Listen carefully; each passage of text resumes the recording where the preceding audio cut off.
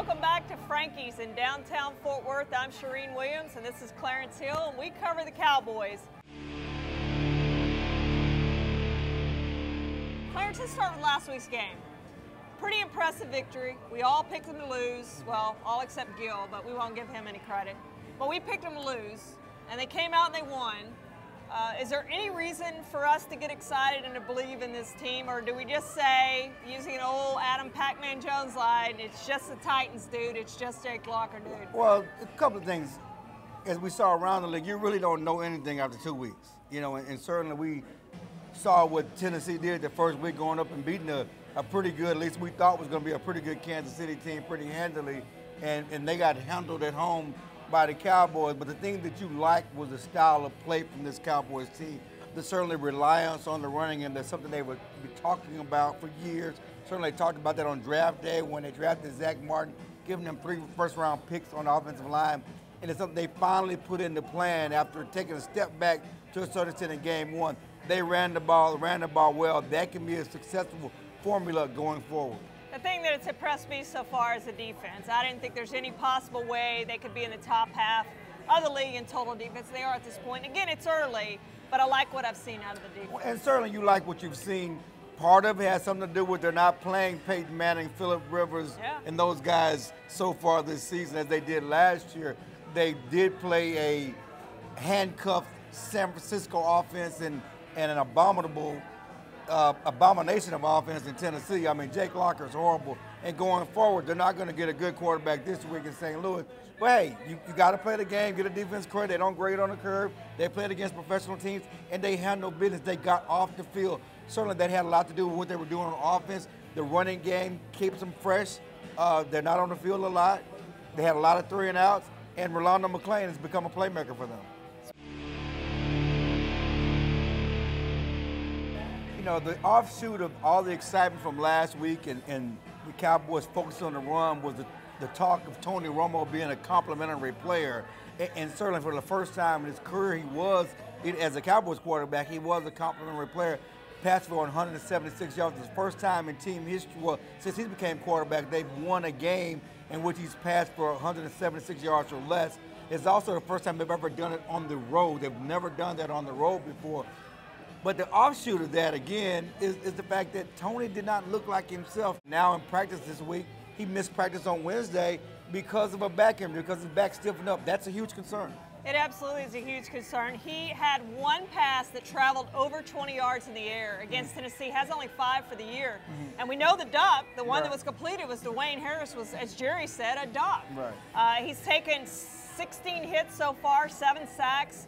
So, you know, he's had a tough go of it here, and for him to miss practice, to me, says there is at least some concern there, because I don't think this was part of the plan. But I think they had every intent that he was going to make every practice in the regular season, and now he hasn't. Well, that was certainly the plan. And, you know, they, as we call it, camp bubble wrap. They kept him in bubble wrap for most of the camp, trying to protect him and get him ready for the season. He never, at least to our knowledge, had an issue with the back. You know, he was kept out for precautionary reasons, not because there was some issue with the back in training camp, but now 2 games into the season, his back tightens up before practice. He has to miss practice. That's a huge concern because the Cowboys, you know, they're not going to be able to run every game. They're going to need to be able to rely on Romo throwing the ball down the field and making plays with his arm to Dez Bryant. If he can't do this, this team, you know, it's going to be a governor on how well they can be this year. One thing you have to like so far, Clarence, is Rolando McClain. He's looked like the real deal, but now tap the brakes a little bit. Suddenly there's a groin injury, and here we go again with this guy, you know, staying on the field, most of it through retirements, twice retired, has been the biggest problem with him. But he has looked like the real deal when he's been out there, but they certainly need him this rest of the way. You know, that's the funny thing, you know, this Cowboys team, certainly since I've been covering them in 1997, it's always something that they're snake bit, they can't get anything right. Just when they thought they really hit on something here with Rolando McClain, they got him for a lowly 7th-round pick from the Baltimore Ravens. They really took a shot at him and thought they really hit a home run. You know, the talk about this defense being the worst defense in the league coming into the season because they didn't have any premier players, where Rolando McClain has been that guy. He leads the team in 22 tackles.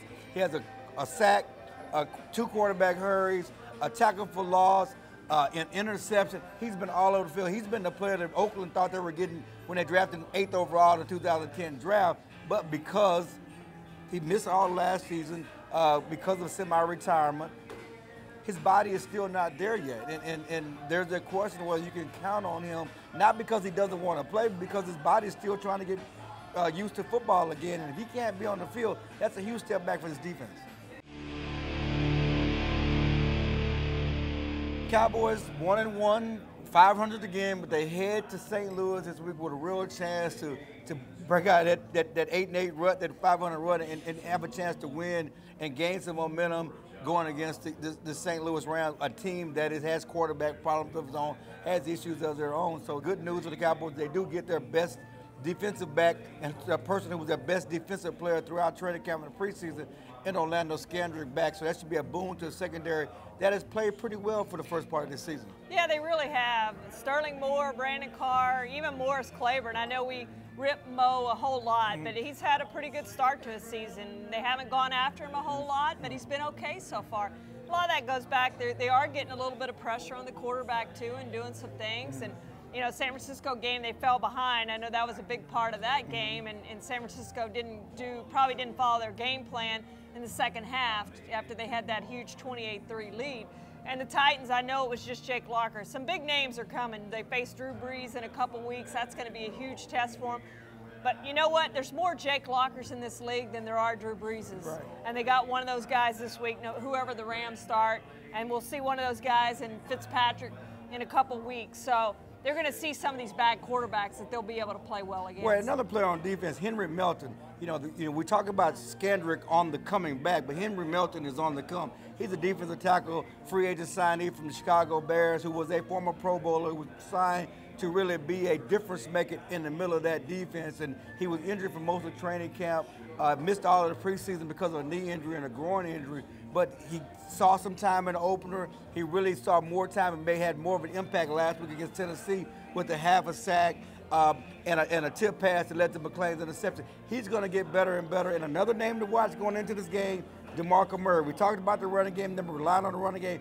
Murray's had his best performance of his career against the Rams in the past. And while the Rams have a great pass rush, they can be run on. Murray will run on them, and they're going to rely on that on Sunday. So play Murray if you have him in your fantasy league.